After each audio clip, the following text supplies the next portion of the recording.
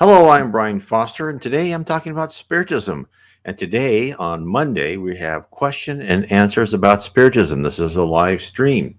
So, if you have any questions you'd like to ask, please put them in the comment section, and I will make them top priority. I also will read from a list of questions that people have sent me before. So, if you're watching this afterwards and you have questions, put questions in the comments. I will be notified when a comment comes my way. I will write those down and put them in the list, and I'll get to those questions in later shows, later episodes, I should say. Before I begin, let's start with a prayer. Dear Jesus, in this time of tribulations and great upheaval and economic and political hurdles, please help us discern. Please help us learn to listen to any inspirations or advice and filter everything through our conscience. Please help us make sure we make decisions based on love, charity, honesty, fraternity, and not on any type of prejudice or any ability to look down on other people, but in order to keep everyone morally right and straight and help us and to help others. Please help keep us on the right road. Amen. So, now we're going to talk about Spiritism. And before I begin, I have here on the questions and answers title page some of the main books. Actually, the very first book codified in Allan Kardec is called The Codifier of Spiritism. You'll see the Spirits book. And if you'd like to have that Spirits book, type in Allan Kardec space PDF in any search engine, and you'll find most of his books, actually all of his books, on PDF. And so I would read the Spirits book. That is the Headwaters. He wrote 1,019 questions for spirits, used different mediums throughout Europe. And if the answers were not the same or similar, he did not codify them in the Spirits book. If you'd like first, you can do that first or afterwards. You may want to read my book. It's on PDF, free. It's on my blog site, nwspiritism.com. Spiritism 101, The Third Revelation. It's a short book, about 100 pages, a little bit less maybe.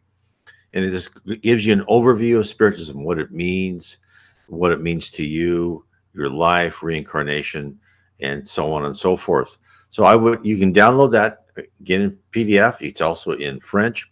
It's also, if you'd like, it's in Kindle at 99 cents, paperback, and in Audible format. And the other books that, if you are interested in mediumship, I would certainly recommend that you read Allan Kardec's The Medium's book. Now, if you want those in more of a paperback form, you can certainly go to my blog again, nwspiritism.com. Click on the picture of Allan Kardec on the top left. It'll take you to the FEB bookstore. You can buy those books from that bookstore, or you can, of course, find them on Amazon.com or order them through your local bookstore.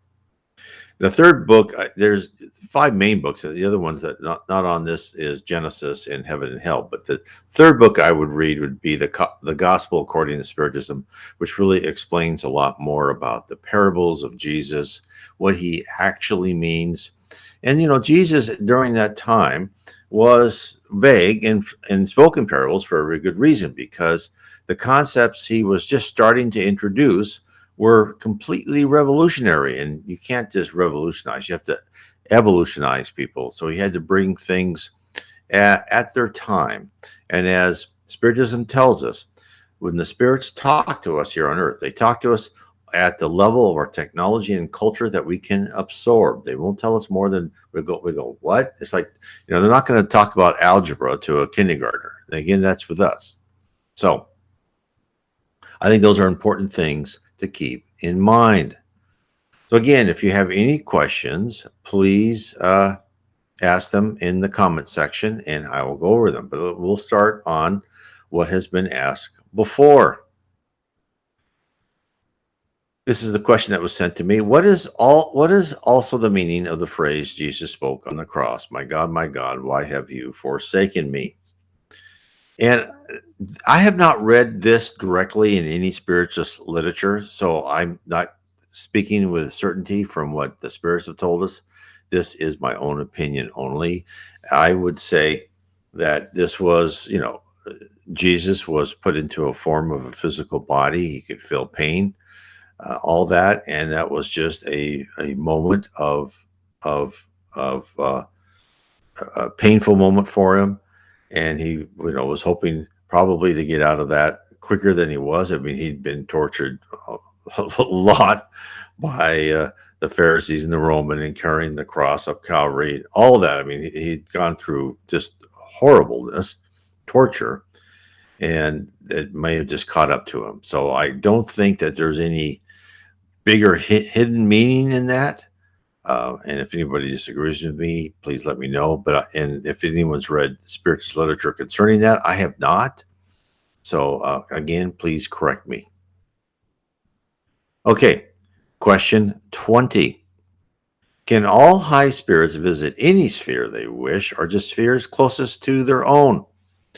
So the way this works, let's talk about spirits at any level, right? So there's levels of heaven around the earth. Let's talk about that first. So if you're at the top level of heaven around the earth, you can visit every level, your level and below. You can go, and that's, again, if you're at the whatever the naming or numbering conventions you wish, you can go at your level or below. So if you say there's 10 levels of heaven, you're at the 5th level, you can visit the 5th level and below, all the way down into the depth of the dark abyss, or what some people will call purgatory. So if you tried to get to a higher level, you would feel uncomfortable. You just couldn't do it. The light would be too bright, because each level you go higher and higher, it's a level made for people who have more energy and less matter. The ratio of energy to matter is higher, whereas you go lower and lower, the ratio is reversed. And therefore you can only physically be able to rise. Now, if another higher spirit in the higher level holds you and helps you into the higher level and gives you their energy, they can take you. In fact, spirits can take you, roam throughout the galaxy or whatever you want, as long as you're accompanied and you can see those things.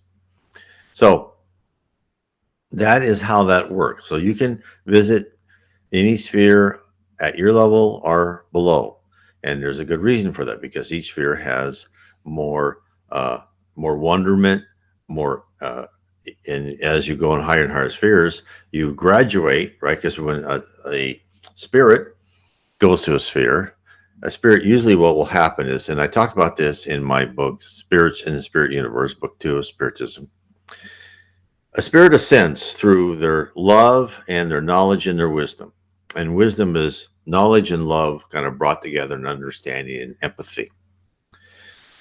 So if you're like on level 1 or 2 of heaven, and there'll be these courses and these little schools, and then you'll go in gradually higher and higher levels of courses and schools, and you may go to a bigger city on that level.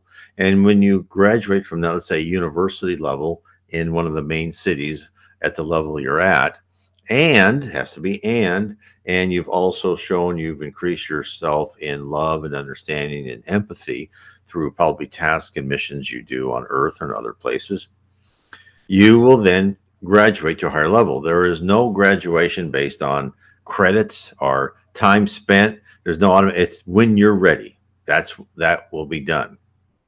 And as you graduate, you don't just get a piece of paper. What happens is you transform, you become less matter, more energy. You may be given more aptitudes.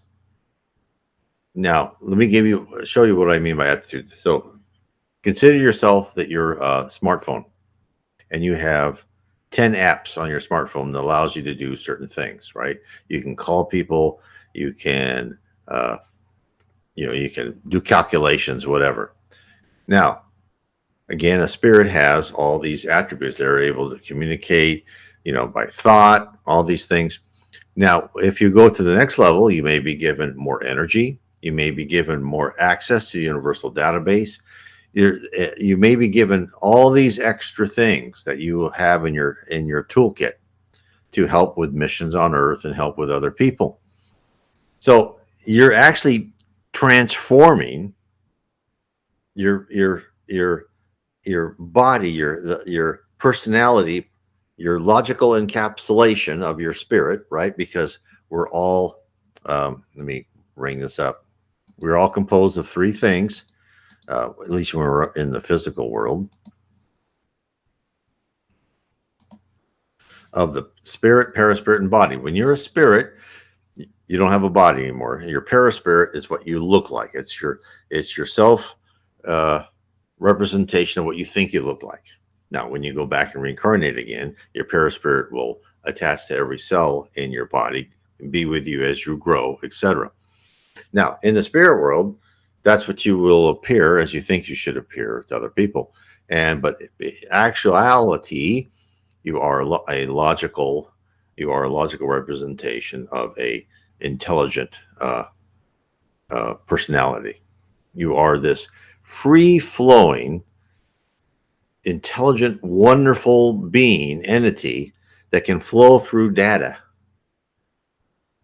Now, why do I say flow through data? Because there's certain things that the spirits tell us that show. Because first of all, you can create with your mind. Thought is action in the spirit world. So a group of spirits will come and they'll create a building or a temple or a whole vast lake and environment, right? Mountain scenery, etc. So you cannot do that in our physical world. No, you have to do that in a world controlled by logic and data.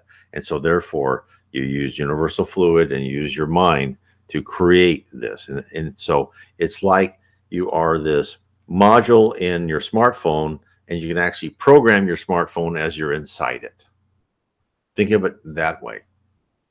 And you can roam around all the storage areas, depending on the level of your permission of your smartphone. So you're in there doing things. Now, your spirit is this logical encapsulation. It's like a flame, what people say that it looks like. Of course, then if you're another spirit and you want to, and your senses say, I want to interpret this data as they represent themselves in their paraspirit, you see another person. And the other thing I also want to say is, as a spirit gets higher, they become brighter. And they can become brighter because they reflect more of the love of God. That's why people think they see angels. People in NDEs a lot of times will say, I saw an angel. And they'll see this bright spirit, and they can kind of make out a fuzzy face, right? And that's because that person's a higher spirit coming from a higher plane, and they reflect light. And you can't see. That's why they look like they have wings. Now, some spirits can have wings if they want to show that. So that is why. Now, if you were on that same level as that angel you saw, that angel would actually just look like a regular person. But that's because you are on this lower level and you just see all this light reflected, and that's how your mind interprets that. Makes total sense. So again, as you rise as a spirit, you're given more aptitudes, you're given more attributes, you're given more ways to range through the spirit world. Your set of permissions, so to speak, if you want to talk in that type of language, is expanded. Let me give you an example of why they talk about that. Is when in my book Heaven and Below, I talk about Jesus Christ. And when Jesus, after he was crucified, and he came back to the apostles where they're in that room in Jerusalem, and he appeared. And the Spirit said, okay, look, we want to give you an understanding of the spirit universe. He says, first of all, there's no such thing as distance. There's presence or absence. So think about that. Let me explain that first before I explain about Jesus Christ. In a video game, you're watching this avatar. Let's say you're controlling this avatar, and the avatar goes through mountains, a path, takes a boat over the ocean, and arrives at a city. Did that logical avatar really move anywhere? No. The logic of the scenery behind him changed. He didn't really move. He or she, whatever your avatar did, superhero, did not move. So I said, now let us explain Jesus Christ when he showed up in the room with the apostles after he had died, right? He did not say, oh, I got to go down to earth and go down to Jerusalem and go to that room. That's not what he did. He mentally tuned in and changed the environment around him. So then he appeared into that room. Said, okay, I'm going to set my environmental factors differently. Instead of being in the scenery on the 15th level of heaven, way above the levels of heaven of earth, I'm going to be in this room in Jerusalem with these people. And he mentally changed the parameters, changed the environment around him, and appeared in that. He did not go a distance. He was either absent or present. Now, when you understand that, you can see the complexity, and then you also can understand why we're on earth. We're on earth in order for us to learn to become better people and to control our minds so that we can control our ability to have thoughts that create action.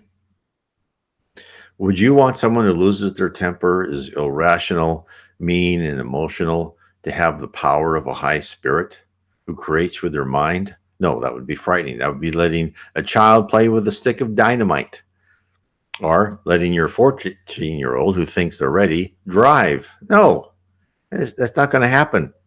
They have to show and demonstrate responsibility and be of a certain age and maturity.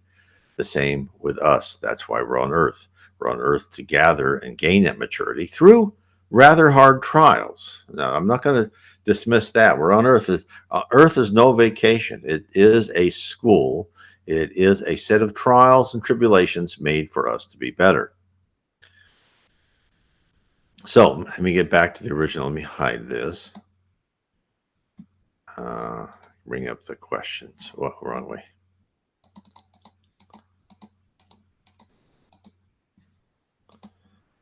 So that is, hopefully that answers the questions. Can all higher spirits visit any sphere they wish, or just spheres closer to their own? So they can, only their sphere or below. And when they go, they can go by volitation, movement by thought, or they can just appear there. It's up to them, or they can walk. Now, you'll see stories. Here's a good question here.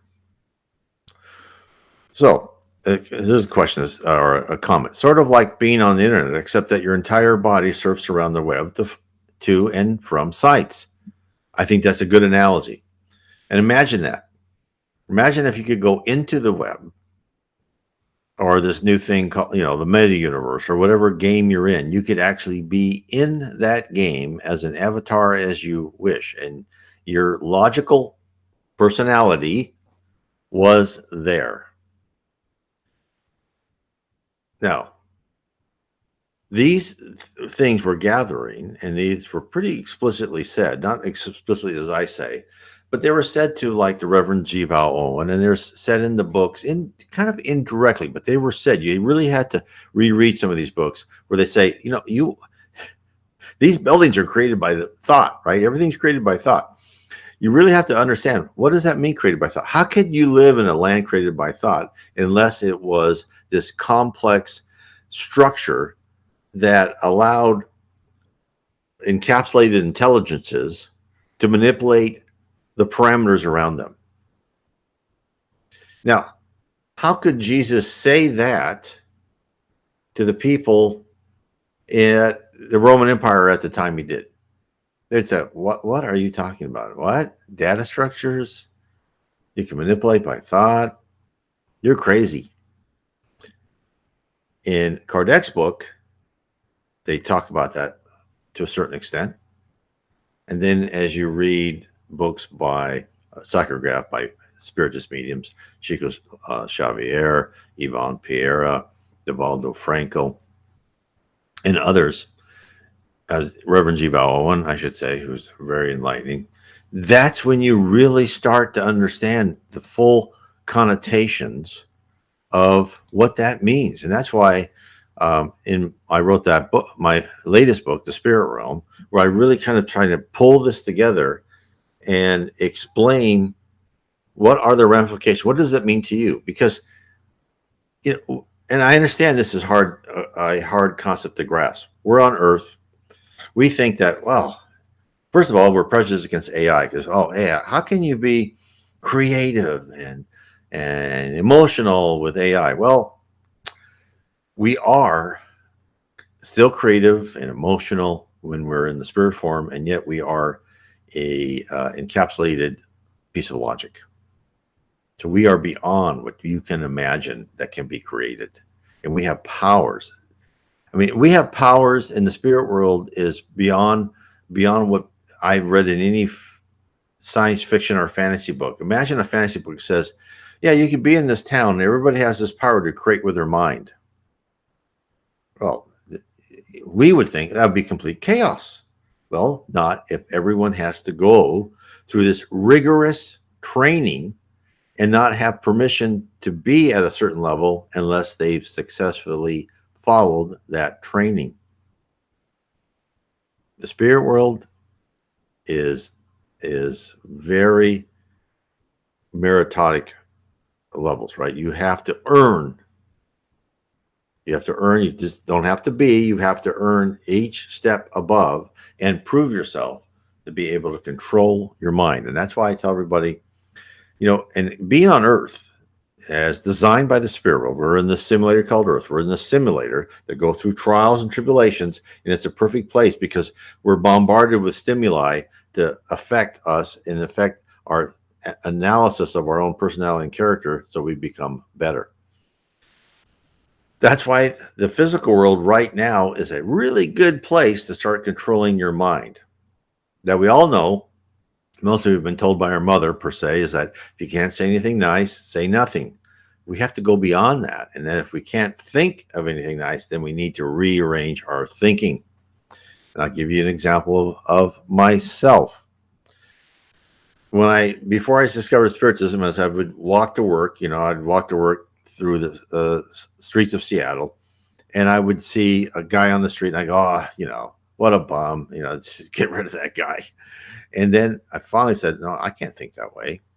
Now I don't work there anymore, but now I would think, as I learned, I said, oh, that poor guy's made some pretty poor choices in his trial. I hope he has much better luck later in life or in his or her next life. Because we all have to recognize that we could have been that poor derelict on the street in one previous life. And probably a lot of us who are like, I don't know, if like myself and my wife, who never really wanted to smoke, never, we drink socially, but not to get drunk or anything like that. Just never, it's never entered our minds. We just rejected that. And probably not because we're smarter or superior to anybody, but most probably because we've ended up like that. And we said, and we've retained that instinct from previous lives. We go, we're not going down that path again. I'm not making that mistake again. So it's not because of any superiority. We're just on a different trajectory of lives. And that person may come out of that life, and rise much faster than I will, and be way up above myself. So that's how you have to think about things. Is even what you think is the most common criminal or the worst dictator and tyrant or corrupt politician, someday they too will improve. I know it sounds, like, I don't know how that can be, but they will. The spirit world is so intelligent and smart. They know how to, to manipulate you into different trials and tribulations, so you will learn what it's like when you treated other people badly or wrongfully. Okay. So, I mean, it is an exciting world out there. Okay, let's go. We haven't had anything more. Okay, what? Let me take this. Let me take a drink of water first.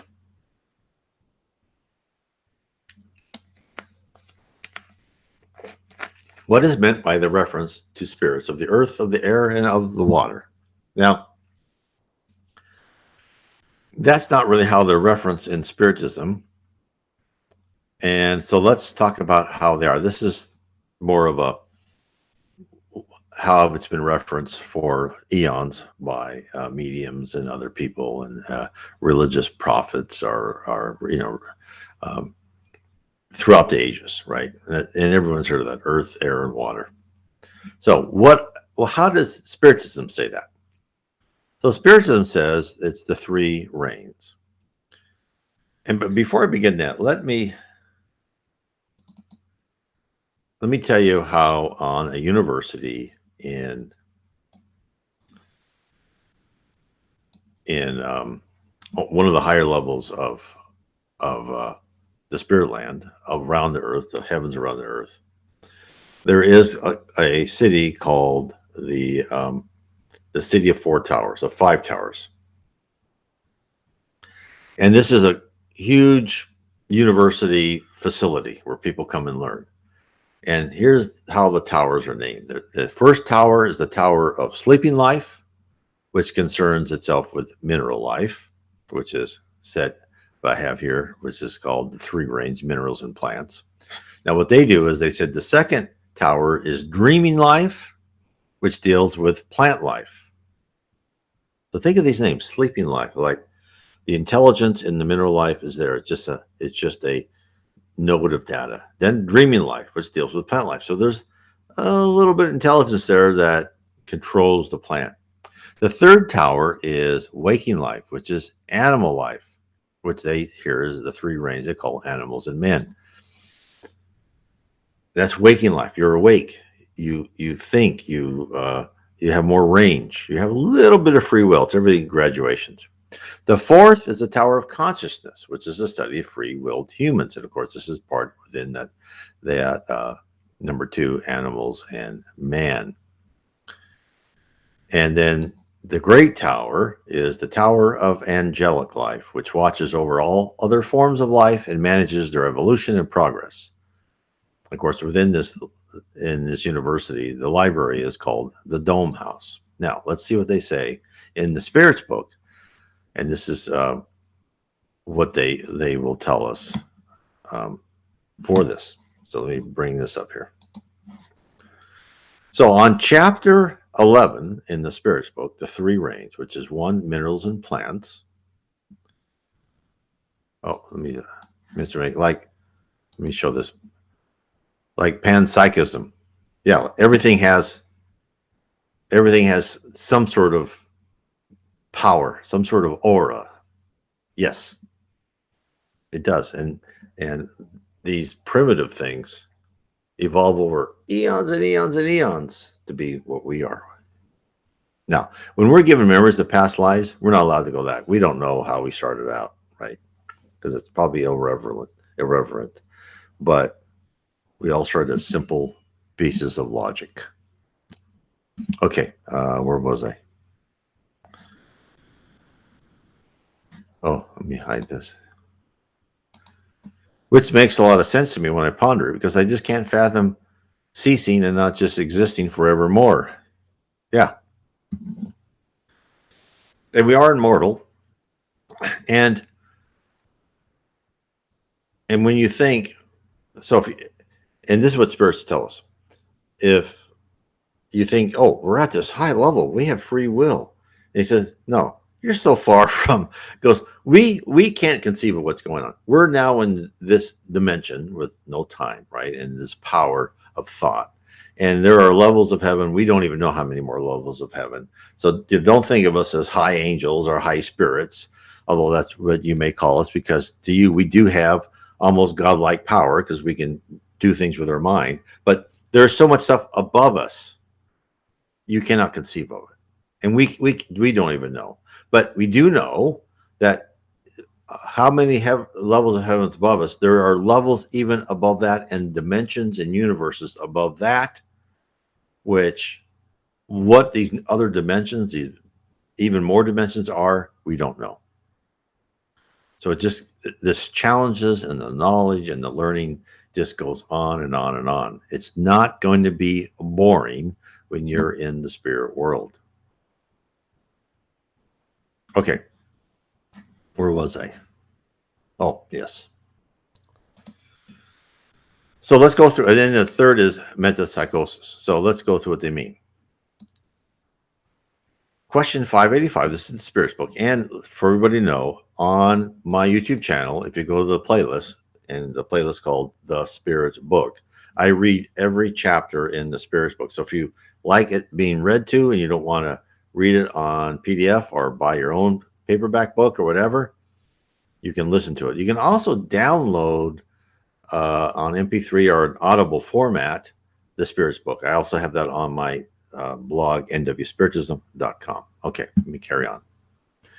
Question 585. What do you think of the division of the natural world into three ranges, the mineral, vegetable, and animal, which to some naturalists add a fourth class, the human species?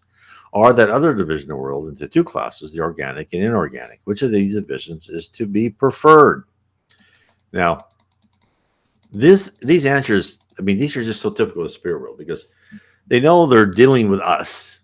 Not as complicated, not as complex, not as intelligent as they are. So they're just saying, look, we're just going to give you these simple concepts and let you go from there. And then as you become more mature, we're going to give you higher and higher concepts. So the answer is they're all good. As to which is best, that depends on your point of view. From the point of view of matter, there are only inorganic and organic beings. From the moral point of view, there are evidently 4 degrees. The 4 degrees are, in fact, distinguished by well-marked characteristics, although their extremes seem to blend into each other.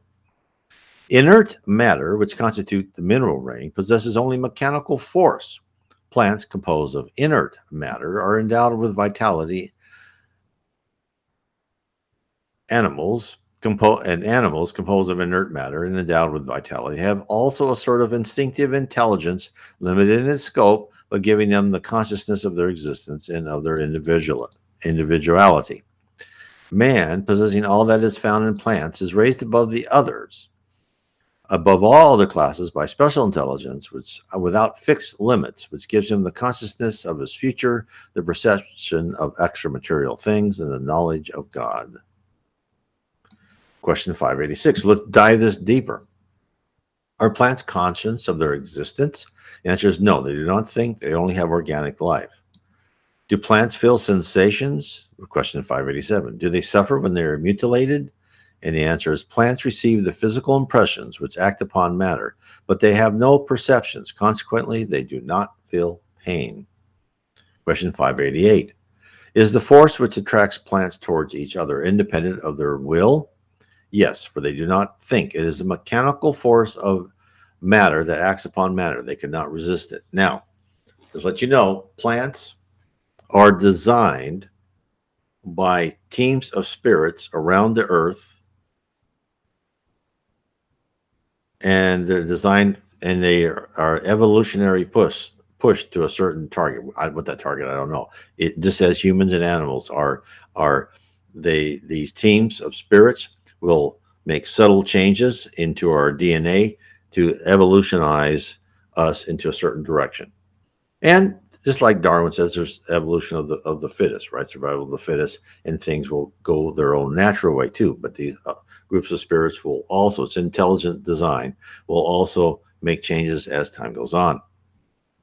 And these different teams, for instance, a team can't make a parasite that will kill a tree completely.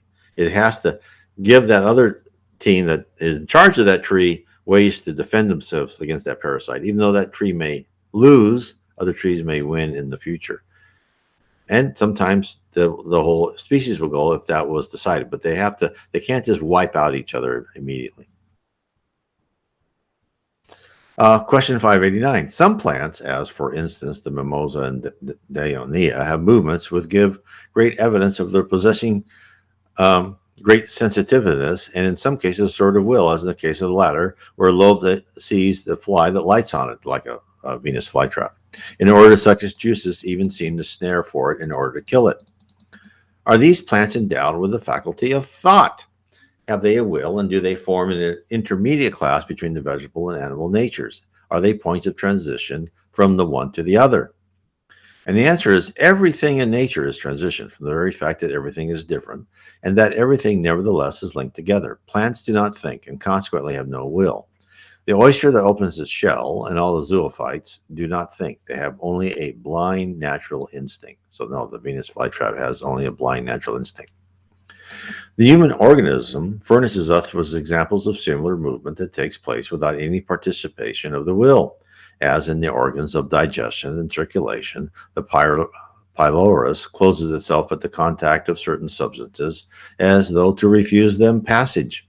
It must be the same with the sensitive plant, the movement of which does not necessarily imply perception and still less will. Now, all these like natural sensitivity and natural instinct, like even within our body and within plants.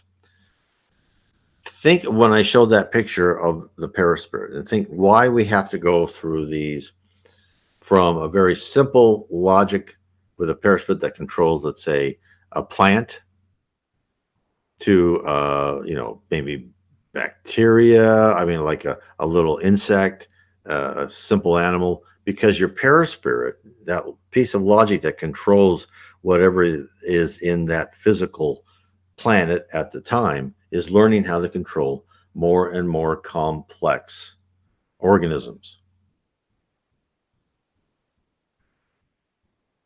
So it's all, and this is what he says, it's all movement, it's all evolution, and we are part of that.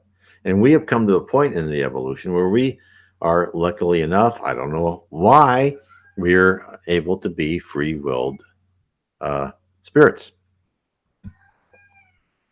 Okay, question 590. Is there not in plants an instinct of self-preservation that leads them to seek what may be useful to them and to avoid what would do harm?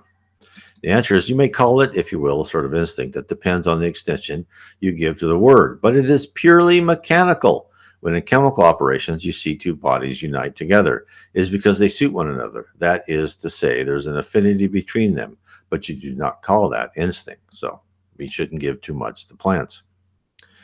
In the world, question 591, in the worlds of higher degree, are there plants like the other beings of a more perfect nature? And the answer is everything in those worlds is more perfect, but the plants are always plants, as the animals are always animals, and the men are always animals, always men. I didn't mean that, but they're all superior, right? The plants, I've read reports of higher worlds, and the plants, as we go by, they react to our emotions, they react to us. Animals may have opposing thumbs, they be able to have more intelligence, they can be more of our servants per se, but they're still animals and men. Question 592. If we compare man with the animals in reference to intelligence, it seems difficult to draw a line of demarcation between them, for some animals are in this respect notoriously superior to some men. Is it possible to establish such a line of demarcation with any precision? And the answer is, your philosophers are far from being agreed upon this point. Some of them will have it that man is an animal. Others are equally sure that the animal is a man. They are all wrong. Man is a being apart who sometimes sinks himself very low or who may raise himself very high. As regards his physical nature, man is like the animals and less well provided for than many of them. For nature has given to them what man is obliged to invent with the aid of his intelligence for his needs and his preservation. His body is subject to destruction like that of the animals, but his spirit has a destiny that he alone can understand. Because he is alone, he is completely free. Poor human beings who debase yourself below the brutes, do you not know how to distinguish yourself from them? Recognize the superior man by possessing the notion of the existence of God. So, we should treat all animals with respect. In fact, Spiritism says one day we'll all be vegetarians. I'm not a vegetarian. I've tried. Boy, is it hard for me. Other people who are superior to me, they can easily be a vegetarian, but we should really try to respect what we eat, respect the animals, and respect the earth, of course. Question 593. Can the animals be said to act only from instinct? And the answer is that, again, is a mere theory. It is very true that instinct predominates in the general number of animals. But do you not see some of them act with a determinate will? This is intelligence, but of a narrow range. So again, there's not just like one line that says, okay, you have intelligence and you're a free-willed spirit, and now you're called a man, right? They, as animals, and everybody knows, like dogs and cats and horses and dolphins and whales, even you'll see this. There's intelligence there. They know who you are. They may be nice to you. They may not stand you. Who knows? But there's instinct. Again, instinct is dominant, but they can make conscious decisions. But they're not given free will. And when you're given free will, the spirit world can't say, you're going to do this and force you to do something. They don't do that. They can do that to animals. They're not given free will. And I think this is a commentary from Allan Kardec. It is impossible to deny that some animals give evidence of possession, besides instinct, the power of performing compound acts which denote the will to act in a determinate direction according to the circumstances. Consequently, there is in them a sort of intelligence, but the exercise of which is mainly concentrated on the means of satisfying their physical needs and providing for their own preservation. There is among them no progress, no amelioration, no matter what the art that we admire in their labors. What they formerly did, that they do today, neither better nor worse, according to constant forms and unvarying proportions. The young bird, isolated from the rest of the species, nonetheless builds its nest on the same model without having been taught. If some of the animals are susceptible of a certain amount of education, their intellectual development, always restricted within narrow limits, is due to the action of man upon a flexible nature, for they themselves have no power of progressing, but that artificial development is ephemeral and purely individual for the animal, and left again to himself, speedily returns without the limits traced out for it by nature. In our physical world, there are activities like shopping, movies, dining. What spiritual activities can we... Okay, well, here's the next question. Okay, do we have any other questions? Okay. Let me take another drink. So I hope that answers that on the different reigns.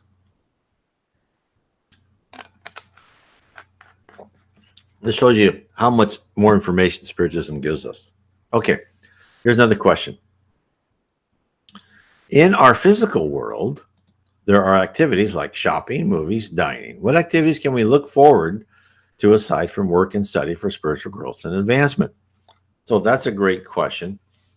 And so, you know, people's kind of idea of heaven is you go into heaven and you're playing a harp on a cloud and you're singing, you know, praise to God and Jesus. Now, it sounds nice to some people, but even to me, it's like, well, I get bored with that. I mean, come on, I can't do that forever. And as spirits, even in the spirits book said, when they said, you know, your idea of heaven as the Elysian fields, that actually would be hell, right? Because imagine doing nothing but that. No. So there are all sorts of intellectual activities that are just wonderful. First of all, spirits play games. They socialize, they have parties, they have groups, they have plays, they have concerts. In fact, there's recording of concerts by in the book Memoirs of a Suicide, of Chopin giving a concert for where he was in this hospital for suicide, Frederick Chopin. There are other concerts, there are lectures. You can go to different planets, you can go to different levels. You don't need to shop because what you want to get is you create with your mind, right?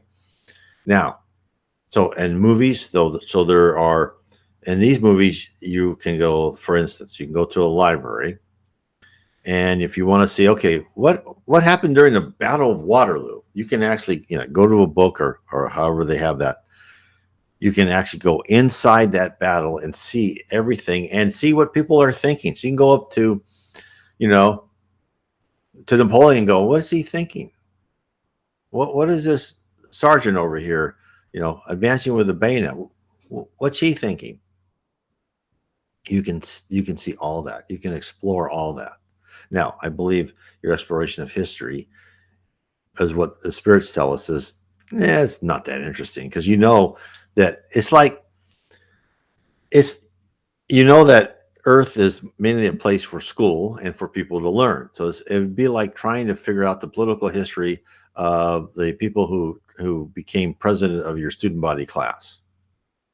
It's like, because I didn't care when I was in high school. Even who cared, right? But and that's how you're going to probably mostly think. Of course, I'm sure there's exceptions, but that's probably what's going to happen. So you'll be more interested in learning about the processes of the spirit world, learning about how evolutionary species are created, how species are brought forward, and so you'll be intellectually just stimulated all the time if you want to be. And that gets to another important point is the fact is it's kind of like the spirit world is like a company that wants the best employees. They don't want employees to say, okay, I'll come work for your company and I'm just going to sit at my desk and kind of wait to be told what to do. No, they want someone to say, okay, I'm going to come work for you. I'm going to really find out what I can do to help. I can learn. I can learn more about the company. I can help move along. I can help other people who need my help within the company to advance and grow. And that's what they want to do, and it will be very exciting. But there's a lot of social activities. There's meetings. There's groups. There's entertainment. Now, dining. This is one a lot of people ask me about. They say, "Well, I really like food. I still eat?" And the answer is, on the lower levels of heaven, people, and actually in the lower zone, they will eat, but you don't need to eat. So you really, in the spirit world, you absorb energy from the environment and from water. There's energy all around you. And as you go higher and higher, you leave that behind. Now, what I tell people is that it's like when you're a child and you had this favorite toy, and then you got a new toy. It's like, oh, forget that old toy. That's what's going to happen. The excitement of all of this new intellectual exploration is going to make you not even think about eating. Right now, eating is important because it's one of a few pleasures for many people. Some people don't really care that much. They eat to survive, but a lot of us, me included, enjoy eating. But that is going to be something that is going to be put much lower into your priority list. Okay, let me do this. Huh. Oh, there we go. I know I did that one. Okay, I don't want to go too far. Is there any other questions that are out there? Let me put this up. Hide. Are there any other questions? Because I don't want to go in too far and stop people from asking questions. I know sometimes I'll go through and just read a lot of questions, and sometimes people will bombard me with questions, which is great. And then they might find things are interesting. So it's already 50 minutes. So I don't want to go on just talking forever. So I hope this helps expand your idea of who you are, what you are, and where you're going, because that is really what I'm trying to express to people. And to me, just knowing that has changed my outlook on my own life, changed my outlook on looking at other people's lives, and made me, I think, a more stress-free person, because I know that we're here to learn. I mean, if you look at your fourth grader and they're in class and you think, okay, they have it easy in that class. They go to the playground, they get to draw, they do some easy math, right? Why are they worried? Of course, that fourth grader has a lot of anxiety and stress because they haven't been through this before, and sometimes it's not easy interacting with other people. But you, from your perch of being an adult, say, oh, why are they worried? And as you learn about Spiritism, you start looking at yourself from the top of the mountain, the 10,000-foot view, and you say to yourself, why am I worried? I'm immortal. I'm going to go through these trials and tribulations, whether I like it or not. I might as well accept them with good grace. And I should learn from them, because if I learn from them and I try to continually be a well rounded, nice, loving individual, my next life is going to be much better. And I think that is the key, because I truly believe, and again, let me bring this up. The more we understand this chart, where what the whole process is, and this is what Spiritism is trying to bring. And this is, Spiritism is a doctrine. It's not going to be the worldwide religion. It's what it's meant to have is its doctrine to be adapted by religions. Catholic, Protestant, Islam, Buddhism. Buddhism already has reincarnation. But the more we understand the truism that our life is based upon our previous life, and that our current life is being recorded, everything, every thought, everything is being recorded. And when we get out of this life, our current life will be analyzed and say, okay, what do they need to work on? And if you're in one of the levels of heaven, they'll ask you, what do you think you need to work on? What character flaws do you think next life that you need to improve or remove? Therefore, to make your next life as good as you can, try to be as positive and follow your conscience as you can in this life, and try for yourself. Spot and analyze any what you think are primitive emotions. If you get jealous or angry easy, I've been there. It's been something with me where I get upset. Let me give you an example. One day I was thinking, hey, I'm doing pretty good, and my dog was right next to me. Then all of a sudden, my dog barked, right, and I just go wham, hit the poor dog because I was startled. I just hit him, and I said, okay. I'm not as advanced as I think I was. I'm still responding with my primitive emotions. I got a lot more to go. Darn it, right? So these are things, and God bless the spirit world. They're going to send us these little tests and trials so we can gauge for ourselves what your grade is.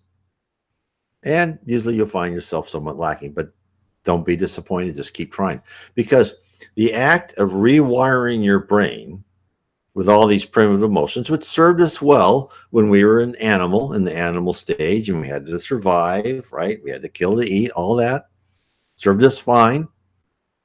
Now they don't. Now we have to control our minds to a degree we never had to control them before. And that means we can't lose control, right? You can't be angry. You can be indignant. You can focus if you want. It doesn't mean you have to be a pushover. It doesn't mean that you have to say, oh, I'm not going to do that. And okay, I'm just going to be nice. No, you can say, no, don't be angry. Don't yell. Just say, no, you are going to do that. I paid you the money for that. I will sue you if you don't do that, or put you in jail, whatever. It says you will, you promise, you must do that. But you don't send out all these primitive emotions. You just be indignant and you go, no, you are.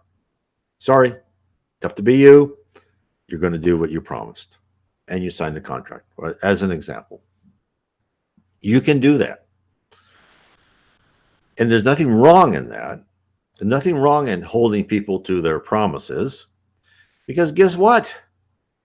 The spirit world holds us to our promises.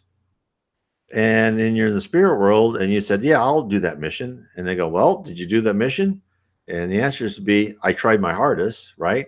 I may have failed some parts, but I certainly tried. That's all they want to hear. They don't want to hear like, no, I got bored. I didn't want to do that again. No, that's not going to happen.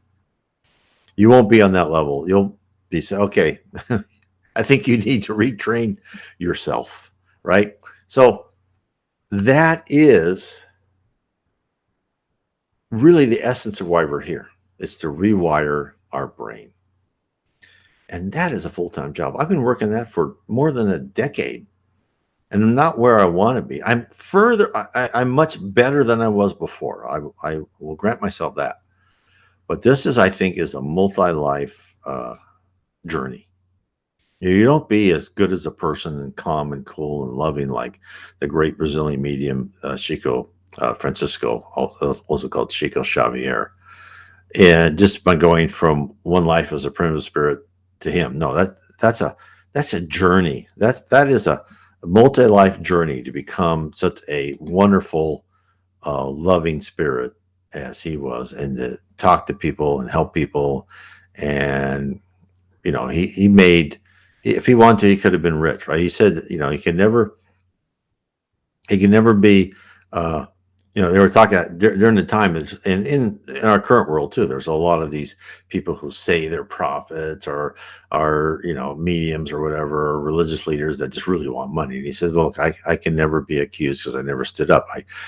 His money. He lived in this little room. He had the house with people helping him and feeding him and stuff because." Um, but he lived in this little room where he went to sleep in this little twin bed, and the money he made from his books, which is considerable, he put in charitable organizations.